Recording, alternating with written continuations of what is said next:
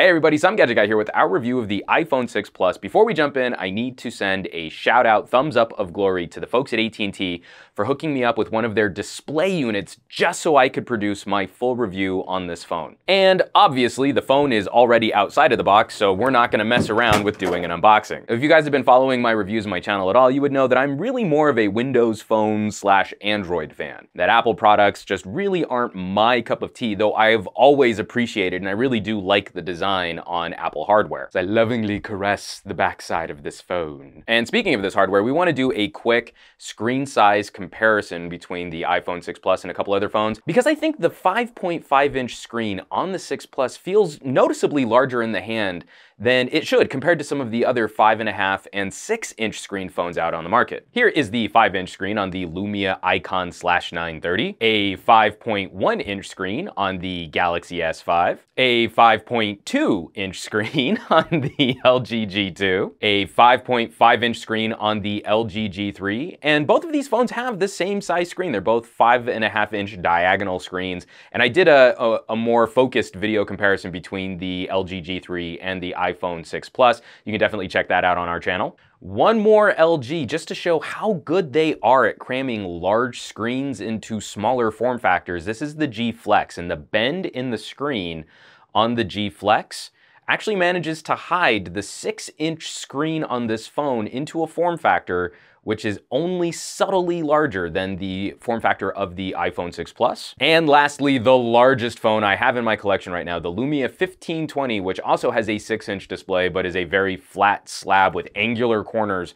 Definitely feels larger than the iPhone 6 Plus, but it's not that much bigger than the iPhone 6 Plus. Ergonomics, the reasons why we move up to a phablet. I actually don't have a Galaxy Note in-house anymore. I used to have a Galaxy Note 2. But Samsung started us off on a conversation about using a larger screen device, and they had a very specific reason for moving to a larger screen, and that was productivity with a stylus. I don't feel that many companies have been able to answer that question outside of Samsung. Why do you move up to a larger screen? Now, the benefits of a larger screen are apparent. When you start watching media, when you start playing games, you get a larger keyboard to play with when you fire up a search or messaging app. And I do find that this transition gets in the way of some of the basic ergonomics of the iPhone. I really do feel iOS is one of the cleanest implementations of a mobile operating system we've seen to date. But in blowing up the dimensions of the iPhone, we run into a few problems. I really love the power button on the side. I think that's really handy for ergonomics, just to be able to turn on your phone via a thumb and not have to dance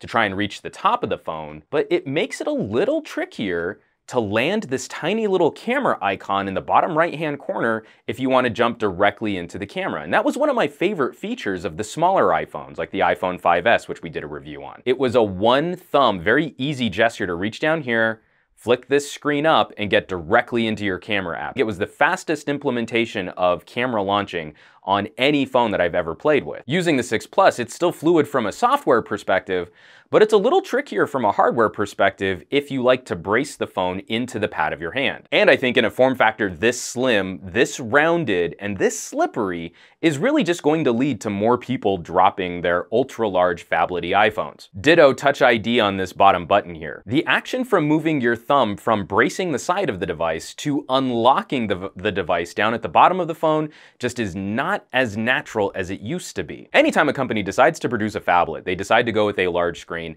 it's going to open up all kinds of really interesting ergonomic considerations. And I really don't feel that Apple has found any of the answers here. I think they're struggling with the same concepts that many other manufacturers are dealing with as well. Going around the hardware, I already mentioned I love the new position on the power button. I like the design on this split volume rocker, and I've always been a big fan of this mute switch. I really wish more companies would have ripped off the Palm Treo like Apple did there. And it's got a nice feel, fit, and finish. You can always count on Apple to design a really attractive, luxury premium feeling device. This is a really pleasant throwback in terms of design and aesthetics to what I think Steve Jobs was trying to accomplish with the original iPhone. Of course, they also have the benefit of following on the heels of a company like HTC, who has also been grappling with the same types of design and ergonomics in trying to produce aluminum and metal phones. Now, I've mentioned this in previous videos where I do not like the placement on the camera for the iPhone. So close to this upper edge that it's very easy to partially block the camera frame. And if you look at my video review of the camera on the iPhone 6 Plus, there are actually a couple clips where you'll see like kind of a pinkish haze creeping into the side of the frame, and that's actually from my fingertips as I'm trying to find a way to hold this and brace it where I won't feel like I'm about to drop a really expensive piece of technology. This phone really does encourage a fingertip type holding when you're trying to use the camera, which I also feel is one of the least reinforced ways to hold a device this large. If you go back to my reviews on things like the Lumia 1520, I've absolutely had these kinds of concerns in rounding off the corners on super large phones, not giving you a really nice tactile gripping area. Phones like the Lumia 930 do a wonderful job of compromising on that. Sure, these corners are a little bit more angular, and I don't think they feel quite as nice when they're cradled into the palm of my hand. I think this is kind of a sharp corner, but if I want to take a photo of something, I can use one hand and have all 5 fingers bracing hard against a flat metal surface, and I wish we saw a little bit more of that on the iPhone 6. I actually kind of prefer the slightly more angular sides of the iPhone 5S to the new 6 and 6 Plus. And of course, we've done a full review on the camera for the iPhone 6. You can definitely check that out on our channel, where we go through a number of different video shooting scenarios, bright outdoor scenes, different colored flowers so you can see saturation, and exposure tests and low light photography. You can get a really good sense of how this is going to perform in a variety of different locales. Of course, we've already done a speaker review test, so you can see how the speaker fires on the iPhone 6 Plus.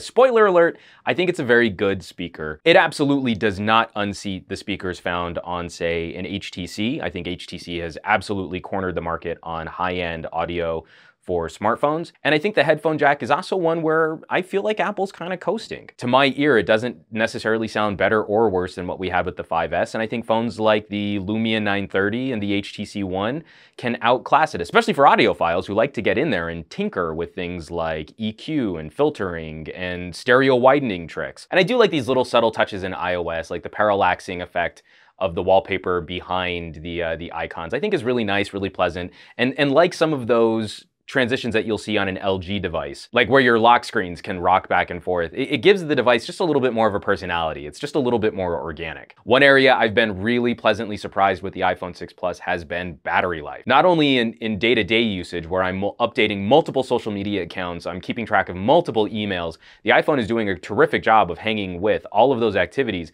but then also the standby times on this thing are ridiculous if you can find some Wi-Fi. Just looking at these usage statistics, I'm shooting this on a Sunday. I had it fully charged up on a Friday morning. I'm down to 39%. I've had fairly regular use in doing things like running some of the camera tests, going through activities on file uploading and social networking. And then for all day yesterday, I just had it on Wi-Fi, sort of just passively updating stuff without really using it. So there was very little screen on time, and that's going to drain your battery faster, obviously.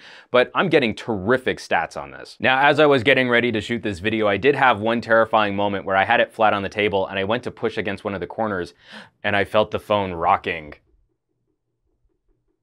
And I kind of freaked out because I am not a fan of gadget destruction porn. I am not going out of my way to try and replicate the findings of Unbox Therapy or any of the other people who are out there bending their iPhones to show how fragile they are. Or like the front-facing camera vlog I did from the iPhone 6 Plus, where I talk about people who are intentionally going out to break display models at Apple stores. I viscerally and violently disagree with that kind of usage, but that really freaked me out. And that's another thing that kind of bugs me about this iPhone design, is how much the camera sensor pops out from the back of the phone. And so for you folks who were fans of iPhone photography, maybe you went out and invested in something like an Allo clip. Well, moving from an iPhone 5 to an iPhone 6, your Allo clip is no longer going to be compatible. And we kind of just take that stuff for granted, that each iPhone form factor is going to come with needing to rebuy accessories like cases. That makes sense. You've changed the shape of the phone. But now, because of the way that this camera lens sticks out from the back of the phone, even say an adapter or some sort of plate that you could maybe squeeze the Allo clip back onto it is no longer going to work. And other systems like my Photo Jojo lens kit, which have little magnetic ring adapters, that's also likely not going to function at all. So now you lose out on those types of accessories like wide-angle lenses. And this is absolutely a personal opinion, a personal gripe that I have with Apple, but I don't think they do a very good job of communicating with consumers or with their third-party manufacturing partners, who are really the ones responsible for fleshing out the ecosystem. All of the cool stuff that you can do on an iPhone come from app developers and hardware manufacturers. And damn if those software development issues also aren't kind of a problem. There have been plenty of people who have been complaining about how developers are not getting on board updating their apps for the new screen resolutions. And I hate throwing this word out there, but this is what fragmentation feels like, people. And that also means that the size of your keyboard keeps changing. So here's my Dropbox app, and how the keyboard pops up is it's sort of recognizing the screen resolution from Dropbox. And then if we come back in and we just do a quick search down here, look at how much smaller the screen got now that it's natively 1080p. Things like typing depend on a certain amount of muscle memory to navigate systems like this, especially since so much focus needs to be dedicated visually. You want your thumbs to kind of be able to just take things for granted and start dancing around the screen. But until app developers start updating things like their apps, you're constantly going to be changing your reach and your position just to do things like type out simple messages, search for files or folders, or navigate certain elements of the UI. Will this be updated over time? Absolutely. Is it frustrating right now? You betcha. And of course, that third-party keyboard integration can still use a little bit of polish.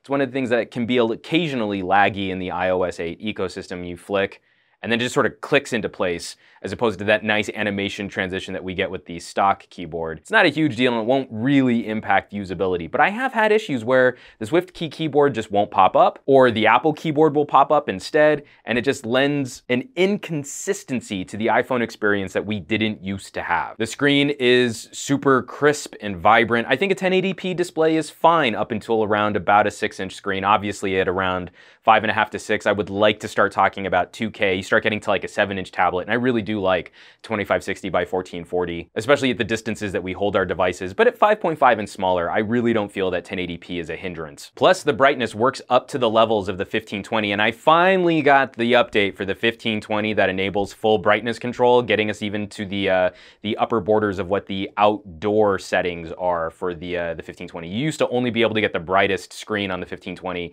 if you took the phone outside in direct sunlight, but now we have more control over that. But the iPhone is naturally capable of getting us up to eye-searingly bright displays. And while there have been some fun improvements to Siri, I don't think that she has caught up to Cortana. Both voice assistants do a fine job with basic queries that you can get through like Wikipedia. Who is the 32nd President of the United States of America? Franklin D. Roosevelt. The answer is Franklin D. Roosevelt. And that sort of time disparity between the two, I don't really feel is that big of a deal. And Siri has actually been pretty good for very straightforward queries like, remind me to pick up my dry cleaning tomorrow at 3 p.m. Here's your reminder for tomorrow at 3 p.m. Shall I create it? Cancel. And that's pretty cool. But of course, one of the major features of something like Cortana are sort of more conditional reminders. So if I want to get something from a grocery store, the next time I'm at a grocery store, remind me to pick up mustard. Here's your reminder. Sure thing. Remind you when you get to grocery store. The closest one is Fancy Food on 6023 1/2 Reseda Boulevard in Tarzana. Is this the one you want? Any grocery store. Sure thing. Remind you to pick up mustard when you get to any grocery store. Is that right?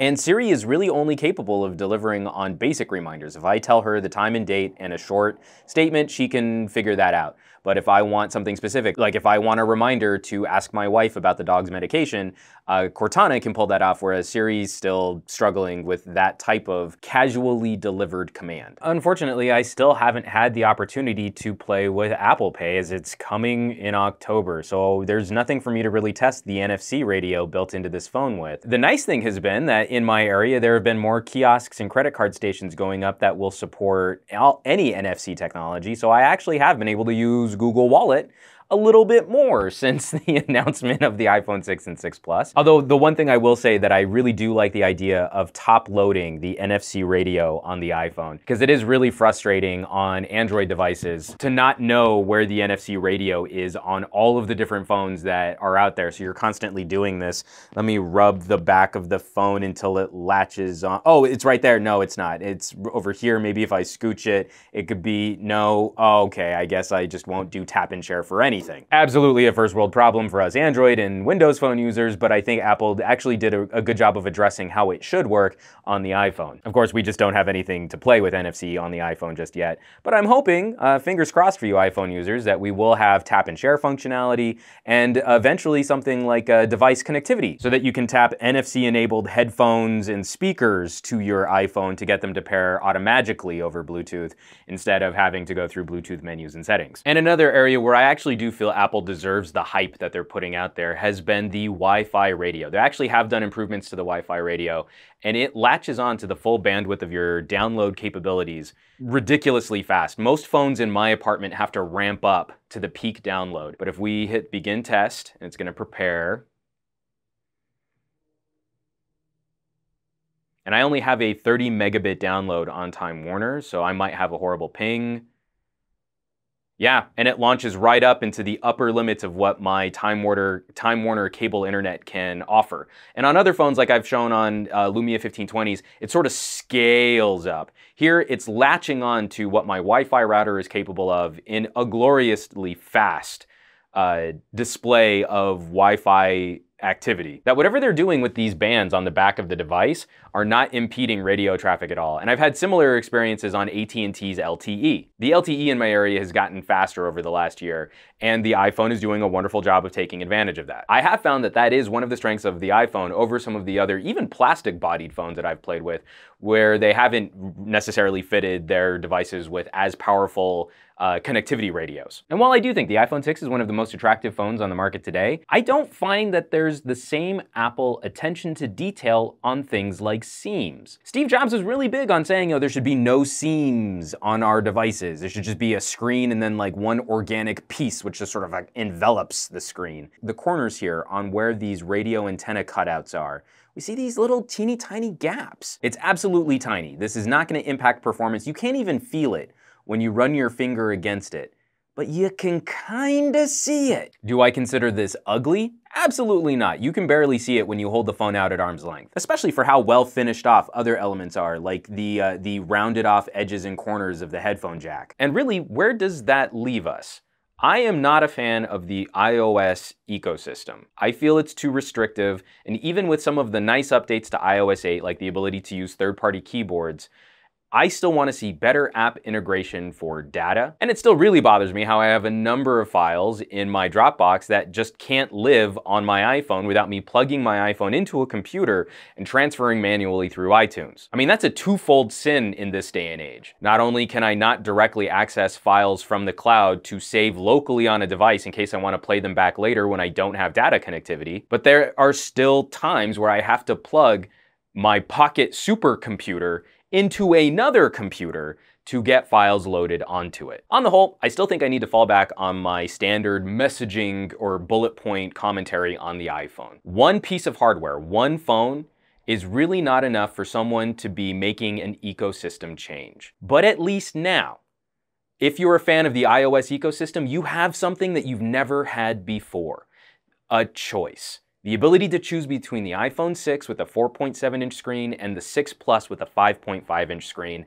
And I really want to be excited on behalf of iPhone users because I think that's a wonderful development. And I think it makes Apple more competitive in this phone marketplace. I hope that they are able to calm the fears of people who worry about something this large and this skinny being a fragile device. I really hope they start using Sapphire on their screens because I can tell you I've been loving the Sapphire screen on the Kyocera Brigadier. This thing is ridiculous. I hope they can figure out their cameras and give us a higher resolution imaging sensor so that we can do things like shoot 4K video. And it really still does bum me out that the base model iPhone 6 Plus is still a 16 gigabyte phone. I'm really happy to see that the mid-range phone is a 64, so if you're considering the 6 Plus, I'm going to say now, try and budget for at least the middle-sized phone. Don't go up to the 128. I think that's a ridiculous amount of money to spend on a device, but 16 gigabytes is super lean. And I'm already starting to exhaust that with a handful of videos and a handful of apps loaded up on this phone. And lastly, between the iPhone 6 Plus and the limited amount of time, I was only allowed to take one loaner phone from AT&T to do my review. So I picked the 6 Plus,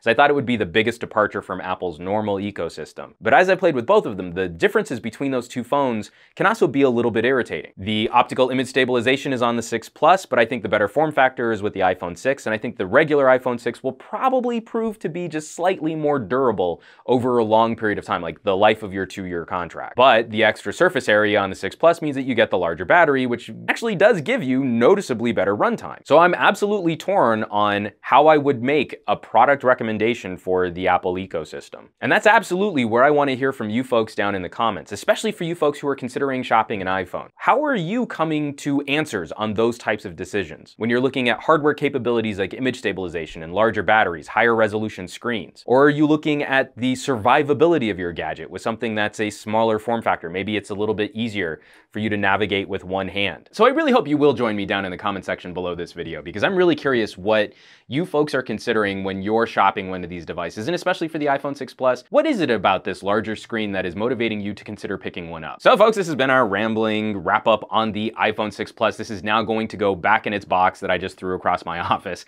and get shipped back to AT&T. So again, thanks again AT&T for hooking us up with a review unit. Greatly, greatly appreciated. As always folks, thanks so much for watching my videos, subscribing to my channel, sharing my videos. You guys have been doing an amazing job. I've just been so grateful for all of you folks out there talking about the reviews we've been doing, sharing these videos on all of your social networks. I just can't thank you enough, because we've seen a surge of activity over the last couple months, and it's been amazing sharing this tech goodness with you fine folks.